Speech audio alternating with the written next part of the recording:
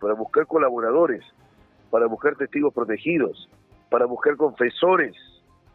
Ya ha pasado antes, ayer lo he dicho con el caso del señor Hugo Espino. Sacudirse de sus propias responsabilidades. Estamos conectados con Benji Espinosa, abogado del presidente Pedro Castillo, que me imagino tiene cosas que decir sobre lo que está pasando. Benji, muy buenos días. Benji, ¿estás ahí? Sí, ¿me escuchas?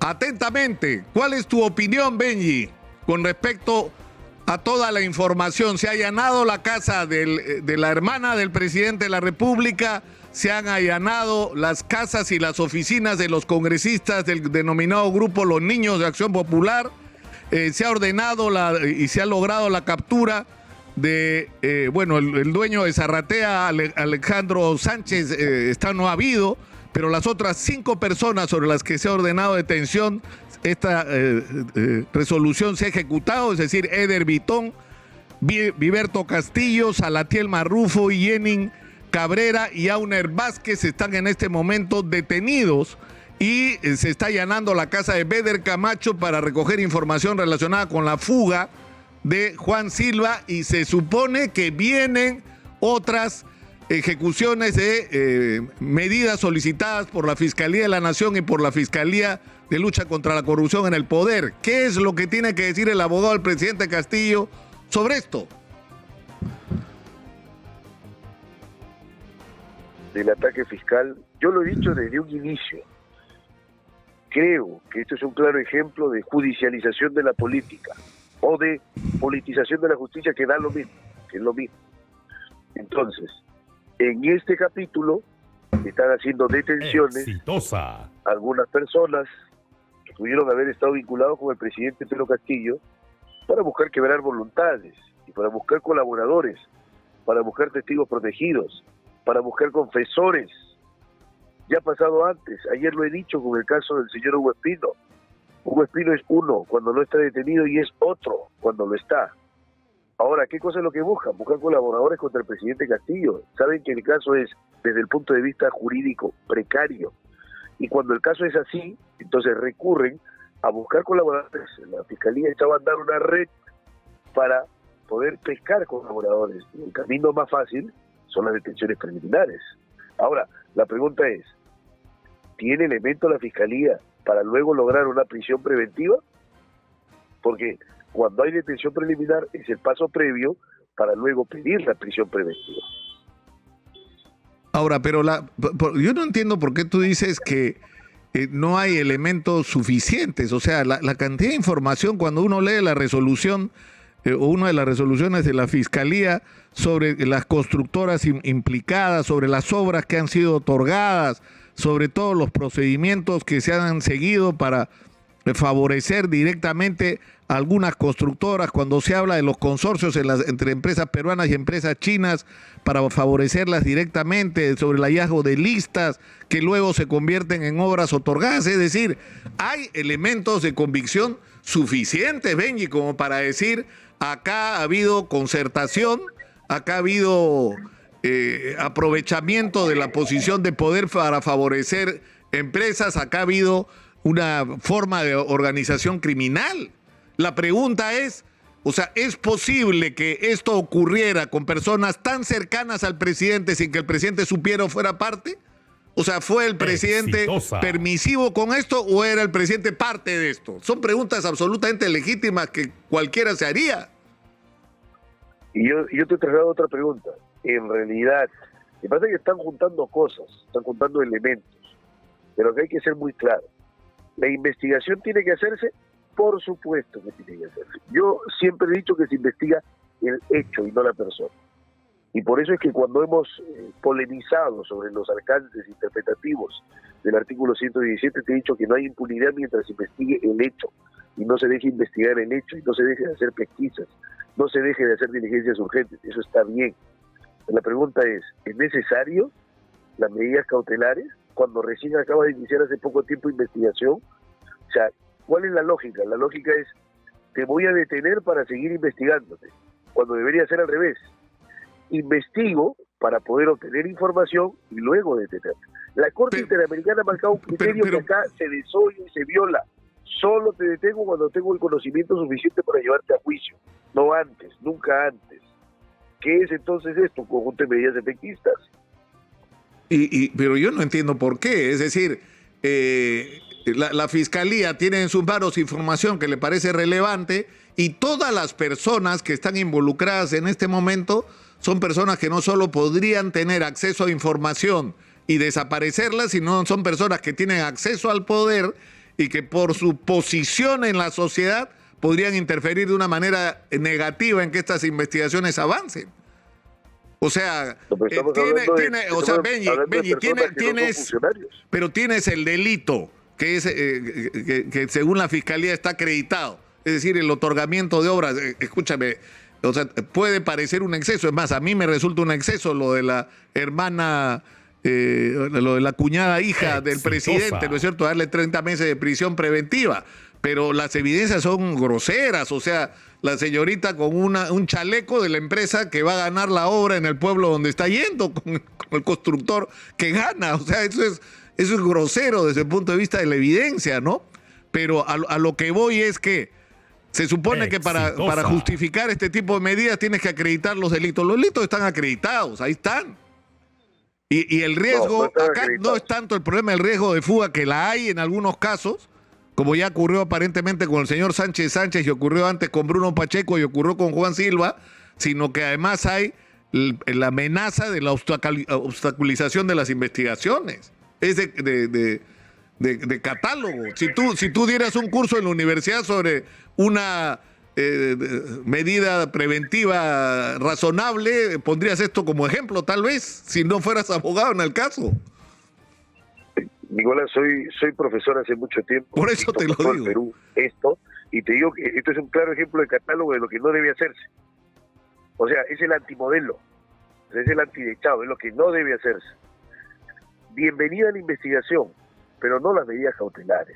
Porque estamos hablando en abstracto. Tú me dices, puede haber cierto peligro de fuga, puede haber peligro de obstaculización.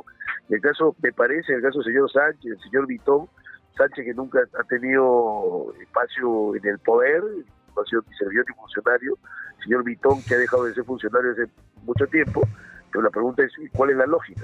¿La lógica qué es?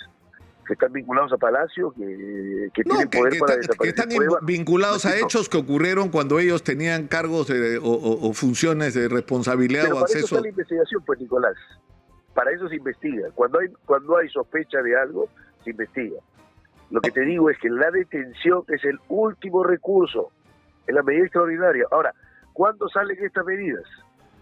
¿Cuándo están ocurriendo? Después de que unos abogados, Atencio, Noblecía, han presentado una denuncia contra la fiscal de la Nación. O sea, esto parece ser una reacción frente a esa acción. O podría ser interpretado, mi querido Benji, podría ser interpretado al revés. Como sabías que esto era lo que se venía, entonces presentas una denuncia contra la fiscal de la Nación por supuestamente haber favorecido a su hermana o estar tomando decisiones para favorecer a su hermana, como el caso de la fiscal que fue removida de su puesto, ¿no? No, puesto los hechos cronológicamente, primero ha venido la denuncia que han formulado dos abogados que deben seguir su trámite y luego vienen estas medidas. La diligencia, la casa de la hermana del presidente, ¿qué tiene que ver? ¿Cuál es la razón? Sino generar este halo de criminalidad en todo aquel que ose tener el apellido Castillo, en todo aquel que esté vinculado al presidente Castillo, hasta su familia, donde está la mamá del presidente, y ya, como entenderás, le ha generado una conmoción y se ha puesto mal de salud. ¿Esas medidas son necesarias de verdad? O sea, ¿tú crees, Benji, tú crees sinceramente dos cosas entonces? Que esto es una reacción por la denuncia constitucional presentada contra la fiscal de la Nación por el doctor Raúl Noblecilla, que dicho sea paso, espero poder tenerlo en unos minutos acá para hablar de ese tema. Pero en segundo lugar, es una medida que es parte de una operación política de la que sería, es decir, cómplice la fiscal de la Nación.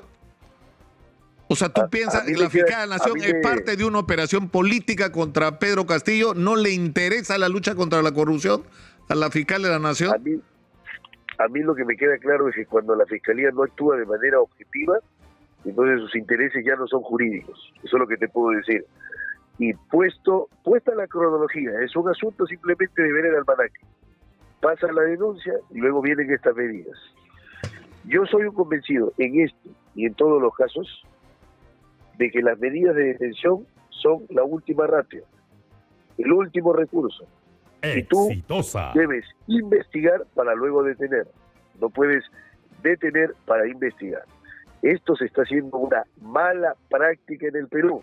No lo digo solo en el caso del presidente Castillo, no lo digo solo en el caso de las personas que están detenidas ahora, lo digo siempre, más allá de la coyuntura, porque mi defensa es principista, de respeto a los derechos, a la presunción de inocencia, y porque creo que los mandatos de la Corte Interamericana tienen que cumplirse.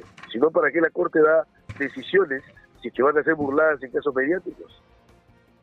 Es decir, tú qué, o sea, ¿qué es lo que van a hacer ustedes frente a lo que está ocurriendo? Porque entiendo que hay más medidas que se están tomando y que incluso esto podría terminar.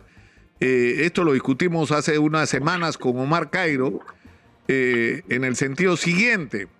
Así la fiscal de la Nación acreditara que el presidente esté involucrado en la comisión de delitos según el artículo 117 del Código Penal, de la Constitución de la República del año 93, la fiscal de la Nación no puede acusar al presidente. Sin embargo, hay casos puntuales como la fuga, por ejemplo, de Bruno Pacheco o de Juan Silva, en las que si el presidente hubiera tenido alguna participación, no solo hubiera estado implicado en la comisión de un delito, que podría ser el encubrimiento o obstrucción de la justicia, sino también el de la infracción constitucional, porque según la Constitución el presidente está obligado a cumplir y hacer cumplir las resoluciones y sentencias de los órganos jurisdiccionales, lo dice literalmente.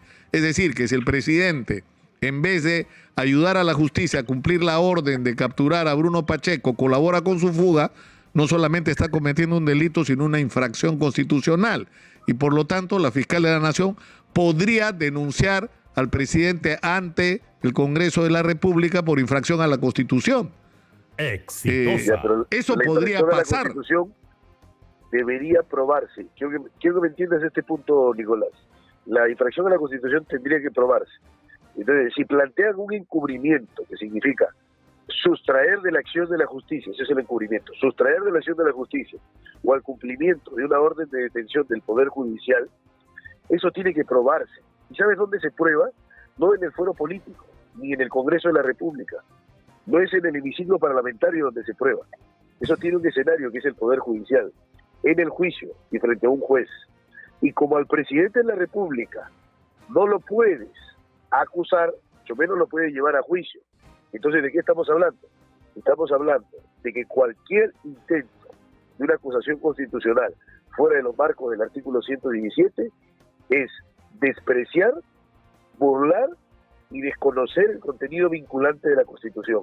Y si en el Perú empezamos por no respetar la Constitución, yo no sé dónde vamos a acabar.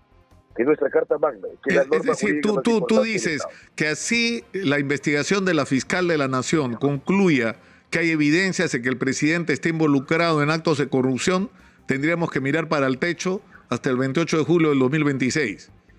Eso es lo que le estás pidiendo tú a los peruanos que hagamos. Algo. No, lo que le estoy pidiendo a todos los peruanos es que se entienda bien.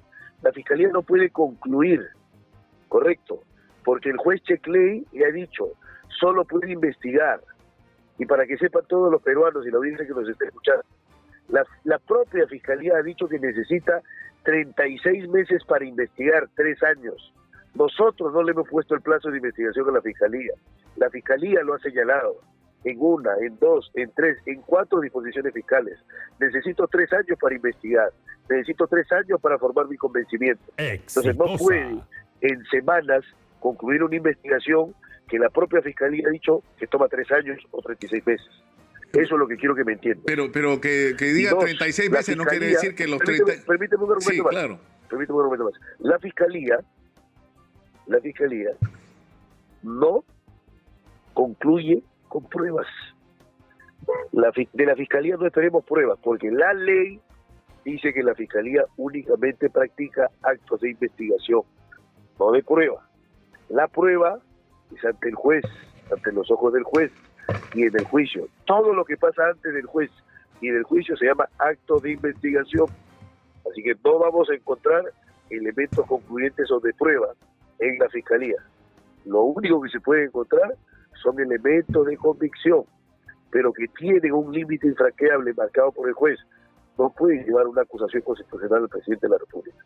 Si la Fiscalía va a empezar desconociendo los mandatos del juez, entonces tendríamos un fuero fiscal independiente de todos, en donde la Fiscalía, de cierto, sus decisiones valen más que la Constitución y valen más que las decisiones del Poder Judicial. En un minuto, Benji, ¿qué van a hacer ustedes frente a estas medidas solicitadas por la Fiscalía y autorizadas por el Poder Judicial? ¿Qué van a hacer?